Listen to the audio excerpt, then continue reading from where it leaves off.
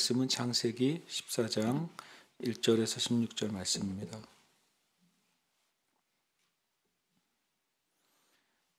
창세기 14장 1절에서 16절 말씀 함께 봉독하겠습니다. 당시에 신할왕 아므라벨과 엘라살왕 아리옥과 엘람왕 그돌라오멜과 고임왕 디달이 소돔왕 베라와 고모라왕 비르사와 아드마왕 시납과 스보임왕 세메벨과 벨라고 소알왕과 싸우니라. 이들이 다 시딤 골짜기 곧 지금의 염해에 모였더라. 이들이 12년 동안 그돌라오멜을 섬기다가 제13년에 배반한지라. 제14년에 그돌라오멜과 그와 함께한 왕들이 나와서 아스드롯 가르나임에서 르바 족속을, 함에서 수스 족속을, 사웨 기랴다임에서 엠 족속을 치고 호리 족속을 그 산 세일에서 쳐서 광야 근방 엘바란까지 이르렀으며, 그들이 돌이켜 엔 미스밧 곧 가데스에 이르러 아말렉 족속의 온 땅과 하사 손다발에 사는 아모리 족속을 친지라. 소돔 왕과 고모라 왕과 아드마 왕과 스보임 왕과 벨라 곧 소알 왕이 나와서 시딤 골짜기에서 그들과 전쟁을 위하여 진을 쳤더니 엘람 왕 그돌라오멜과 고임 왕 디달과 신할 왕 아므라벨과 엘라살 왕 아리옥 네 왕이 곧 그 5 왕과 맞서니라. 시딤 골짜기에는 역청 구덩이가 많은지라. 소돔 왕과 고모라 왕이 달아날 때에 그들이 거기 빠지고 그 나머지는 산으로 도망하며 네 왕이 소돔과 고모라의 모든 재물과 양식을 빼앗아가고 소돔에 거주하는 아브라함의 조카 롯도 사로잡고 그 재물까지 노략하여 갔더라. 도망한 자가 와서 히브리 사람 아므람에 알리니 그때 아브라함이 아모리 족속 마므레의 상수리 숲을 근처에 거주하였더라. 마므레는 에스골의 형제요 또 아넬의 형제라. 이들은 아브라함과 동맹한 사람들이더라.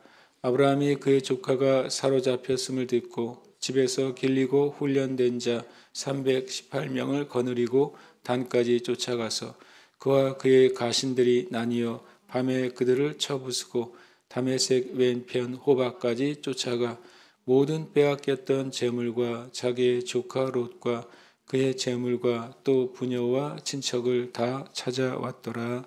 아멘. 할렐루야. 아멘. 시간 주님의 말씀이 저와 여러분에게 임하는 시간 되시기를 축복합니다. 창세기 14장은 우리가 읽었던 것처럼 이제 창세기에 나온 첫 번째 어떤 고대에 있었던 국가 간의 전쟁입니다. 한 국가와 한 국가 간의 전쟁이 아니라 5 국가와 또 4 국가와의 전쟁이고, 또 지역적으로 보면 이스라엘의 북쪽의 그 아람 시리아 지역에 있는 국가들과 이스라엘 안에 있는 그런 국가들과의 전쟁입니다. 물론 그때는 그 국가가 지금의 어떤 큰 나라나 또는 또 고대 사회에 제국을 이룬 상태는 아니죠. 도시 국가 중심의 국가들이죠. 그런 국가들이 각자의 이제 영역이나 영토를 가지고 사는데 그들 간의 이제 관계가 형성이 되었다는 사실을 알 수 있고, 그리고 오늘 말씀은 굉장히 어떤 고대 기록이잖아요. 창세기는 고대 기록 가운데 이렇게 전쟁이 자세하게 그 원인과 또 경위와 그 안에 있는 그 나라들과 그리고 결과까지 자세하게 기록된 기록이 의외로 많지 않습니다. 큰 틀에서 어느 나라와 어느 나라가 싸웠고 그리고 이긴 나라의 중심에 몇 줄의 기록들이 고대에 있을 뿐이지, 이 창세기 14장처럼 이렇게 자세한 고대의 기록은 실은 잘 많지 않을 정도입니다. 당시에 이제 신할, 엘라살, 또 엘람, 그돌라오멜 이 고임까지 5 왕은 지금의 시리아나 더 위쪽 어떤 이제 튀르키예나 때로는 이라크, 이란 쪽에 있는 그런 넓게 펼쳐져 있는 북쪽의 나라들입니다. 이렇게 돌아다닙니다. 근데 그 나라들과 밑에 있는 2번에 있는 소돔, 고모라, 아드마, 스보임, 벨라, 이곳은 이제 팔레스타인 지역, 특별히 이제 사해 주변에 펼쳐져 있었던 도시 국가들입니다. 결국에는 이 1절과 2절은 그런 전쟁이 있었다라고 하는 역사적인 사건을 먼저 소개하고 있습니다. 실제로 1절에서 12절까지 아주 자세한 이 역사적 이 전쟁의 기록이 나와 있습니다. 근데 이들이 다 시딤 골짜기 곧 지금의 여매에 모였더라. 이 다섯 나라와 네 나라의 이 전쟁의 실제적인 장소는 지금의 여매라고 말했어요. 그러니까 지금의 여매니까 이제 사해죠. 그러나 당시에는 사해가 아니었던 거죠. 우리가 아는 것처럼 소돔과 고모라도 아직 멸망하기 전이었습니다. 그러니까 지금의 지도상으로 보면 위에 있는 갈릴리보다 사해가 몇 배나 더 크잖아요, 면적이. 그러니까 당시에는 진짜 물이 풍성한 정말 살기가 좋은 이 전장에서 롯이 보기에는 물이 많은 에덴 같은 곳, 이전에는 모든 것이 풍성한 애굽 같은 곳, 그런 이렇게 도시가 발달하고 또 문물이 발달하고 여러 가지가 발달했던 장소였던 것이죠. 그러나 지금은 여매라고 말합니다. 지금은 누구입니까? 지금은 바로 출애굽한 백성들에게 첫 번째 이 창세기를 기록을 돼서 전달했으니까 출애굽한 시절에는 여매였다는 것입니다. 그러나 그 전에는 시딤 골짜기는 엄청 풍성한 땅이었죠. 그들이 12년 동안 남쪽의 네 나라가 북쪽의 그돌라오메를 중심으로 한 그 아람 세력 또는 뭐 히타이트 세력에 어떻게 보면 이제 힘이 약했기 때문에 섬겼다라고 표현합니다. 섬겼다고 하는 것은 어떤 의미입니까? 어떤 이제 공물을 바치거나 정기적으로 또 그 다섯 왕에 대해서 어떤 조건을 이행해야 됐던 것이죠. 그런데 제13년에 배반한지라. 성경에 이렇게 써 있지만 한 네 나라가 다섯 나라를 배반하려면 어때야 되겠습니까? 일단 스스로들 우리가 힘이 자라났다고 판단이 돼야 되겠죠. 그리고 우리도 군사력이 어느 정도 충분히 위에 있는 다섯 나라를 이길 만큼 충분히 준비가 됐다라고 할 때 이제 반기를 들고 전쟁에 나서는 게 아닙니까? 그러니까 이 네 나라의 개념으로는 많은 부가 축적됐다는 것이고 또 인구가 늘어났다는 것이고 그리고 많은 전투력이 늘어났다는 것을 전제로 합니다. 그러니까 이제 배반하고 우리가 너희들의 어떤 속박으로부터 벗어나서 우리 스스로의 국가와 또 문화를 더 펼쳐나가기를 원한다. 저는 그런 상황 안에서 이런 일이 일어난 것이죠. 그러니까 이 큰 두 세력과 남쪽과 북쪽의 세력이 충돌하는 일이 일어나게 됩니다. 실은 이 사건뿐만 아니라 끊임없이 역사적으로 성경적으로 팔레스타인 지역은 끊임없는 국가와 국가들의 충돌 그리고 실은 문화와 문명들의 충돌 또 제국과 제국들의 충돌이 이어지고 있었고 그리고 그때 고대 시절뿐만 아니라 또 뭐 근대나 현대 지금에 이르기까지 놀랍게도 이 땅은 끊임없는 전쟁과 분쟁의 지역이라는 것입니다. 그러니까 실은 역사 가운데 전쟁과 분쟁의 지역이라는 소리는 영적으로도 굉장히 치열한 지역이라는 사실을 우리가 짐작할 수가 있고 실제로 이 팔레스타인 지역은 영적으로 가장 치열한 지역이죠. 여기서부터 이제 제국의 전쟁이 이어져 있다는 사실을 우리가 볼 수 있습니다. 제 13년에 배반을 했어요. 그 말은 뭐냐면 13년에 바쳐야 될 공물을 안 보낸 거죠. 13년째 그동안 12년 동안 이행해 왔던 어떤 일들을 행하지 않은 거예요. 그러니까 이제 제14년에 위에 있는 다섯 나라 왕이 이들이 돌아섰다는 사실을 명확하게 판단하고 전쟁이 시작됩니다. 근데 그들이 그냥 곧장 내 나라를 공격한 게 아닙니다. 5절에 보면 아스드롯, 르바, 함, 샤웨 기다려 M 족속을 쳤다 그랬고요. 그 다음에 호리 족속을 쳐서 세일 그 산 세일에서 쳐서 광야 근방 엘 바란까지 이르렀으며 그들이 돌이켜서 이 말은 뭐냐면 5절과 6절은 이 소돔과 고모라 땅에 이르기까지 북쪽에 있는 지역과 땅들을 이 다섯 나라가 점령하면서 내려왔다는 것입니다. 특히 요단강 동쪽에 있는 땅들을 점령하면서 내려왔어요. 6절에 있는 호리 족속과 또 광야 근방 엘 바란까지 이르렀다가 한 소리는 소돔과 고모라 그 네 나라의 땅을 지나서 남쪽 지역을 다 점령했다는 것입니다. 그 말은 무슨 의미입니까? 이제 전쟁 상황에서 한 성이나 나라를 두고 북쪽 지역 땅을 먼저 다 쳤어요. 그리고 남쪽의 지역의 땅을 다 쳤어요. 그 말은 뭡니까? 이 네 나라에 대해서 어떻게 하겠다는 겁니까? 완전히 주변을 봉쇄한 거죠. 이 소돔과 고모라 지역의 이 네 나라가 다른 데로부터 도움을 받거나 심지어는 다른 지역으로 도망갈 수 있는 길들이 다 폐쇄됐다고 볼 수 있습니다. 굉장한 실은 군사적 전략을 가지고 있는 것이죠. 그리고 나서 이제 주변을 다 평정한 다음에 이 네 나라에게 이제 진격해 온 것이죠. 그리고 소돔왕, 고모라, 아드마, 스보인, 벨라 이 소알 왕이 시딤 골짜기에서 드디어 이제 진을 치고 네 왕과 다섯 왕이 싸우게 됩니다. 굉장히 크고 치열한 전투였을 것입니다. 시딤 골짜기에 역청 구덩이가 많았다라고 표현합니다. 역청 구덩이를 영어 성경은 아스팔트 핏이라고 되어 있어요. 우리가 아스팔트 공사할 때 끈적끈적한 이제 액에다가 거기다가 이제 자갈이나 모래들을 섞어서 우리가 아스팔트를 도로를 만들잖아요. 딱 그것이 구덩이가 많이 있었다는 겁니다. 그 말은 시딤 골짜기에는 요즘 표현을 하면 표면에 유전이 드러난 지대였다고 볼 수도 있습니다. 그때 이제 전쟁을 하는데 그 역청 구덩이에 소돔왕 고모라 왕이 도망가게 되고 그 모든 군인들이 거기에 빠지거나 산으로 도망가게 됩니다. 그러니까 이 네 도시 국가는 완전히 주인도 없고 군인도 없는 공동화 현상이 됩니다. 그랬더니 그 다섯 왕들이 와서 모든 것을 다 가져간 것이죠.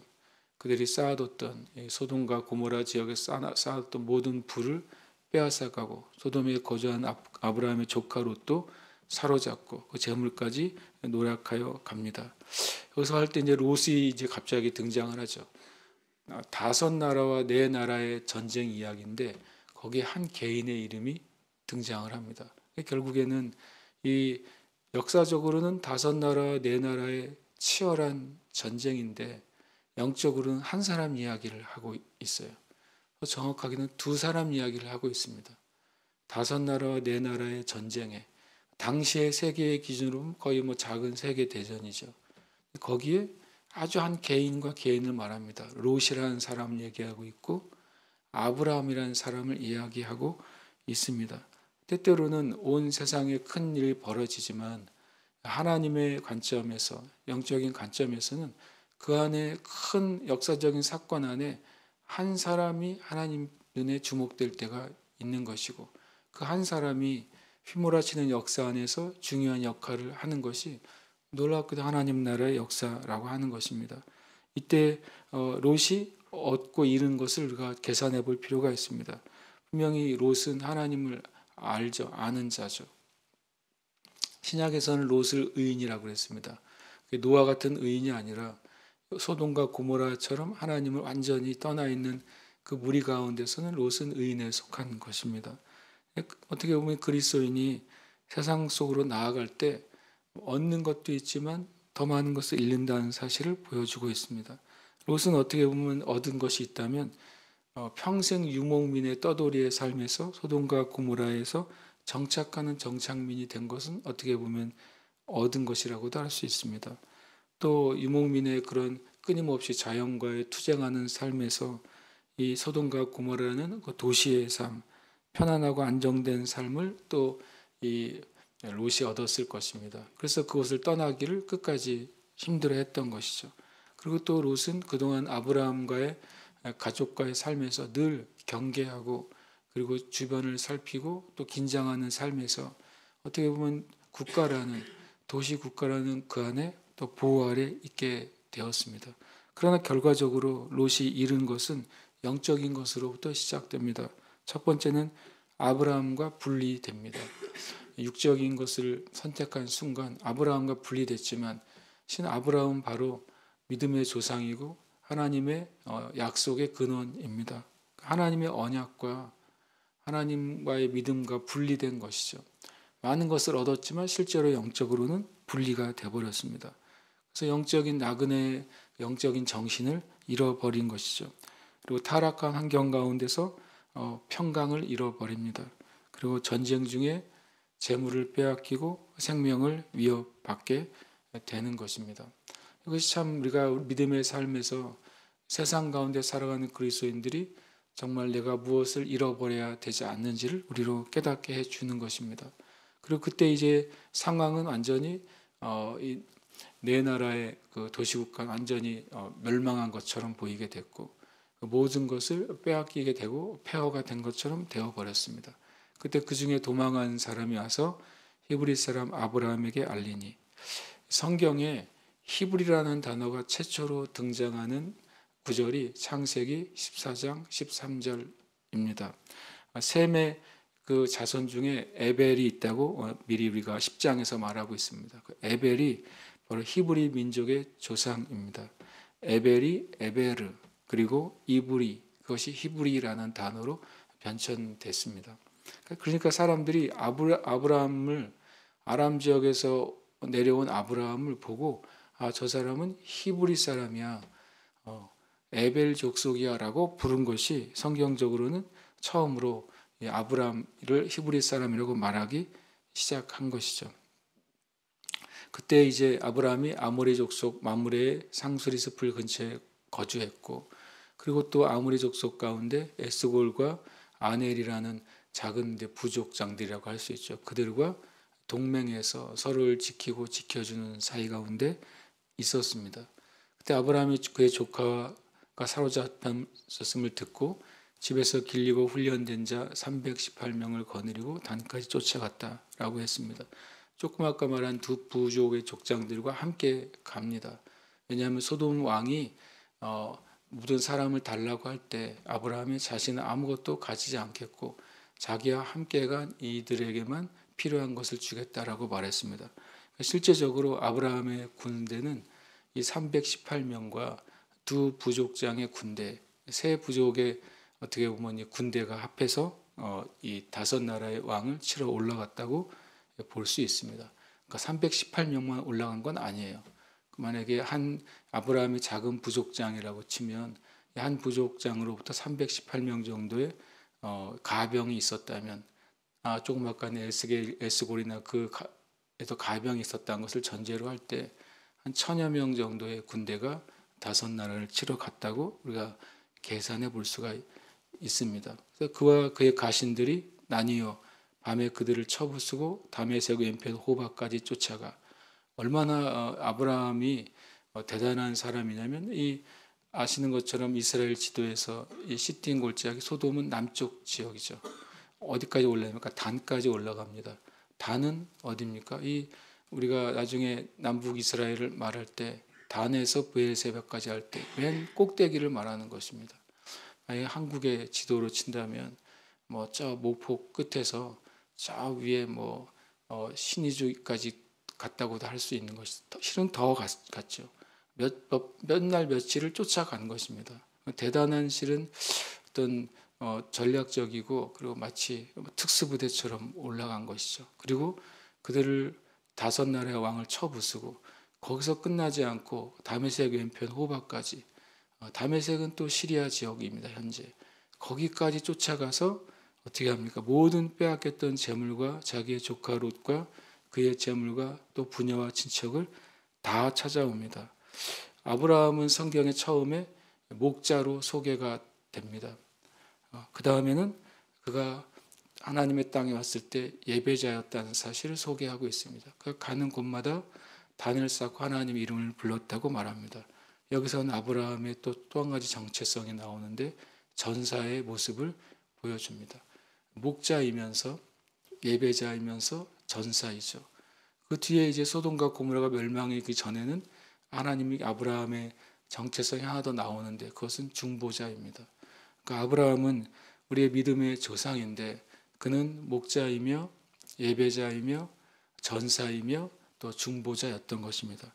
이 땅에 있는 그리스도인들의 영적인 정체성도 그래야 됩니다. 왜냐하면 우리의 믿음의 조상이 그런 하나님 앞에서 그런 모습을 가졌기 때문에 그렇습니다. 저와 여러분이 이 땅 가운데 살아갈 때 목자로, 예배자로, 전사로, 중보자로 그 믿음의 정체성을 잃지 않고 살아가시기를 축복합니다. 함께 이 시간 기도 제목 읽고 기도하겠습니다. 아브라함이 목자이며 예배자이며 전사이며 중보자이었던 것처럼 아브라함의 믿음의 자녀들인 성도들도 영적인 목자와 예배자와 전사와 중보자의 삶으로 하나님 앞에서 살게 하소서. 함께 기도하겠습니다. 하나님 아버지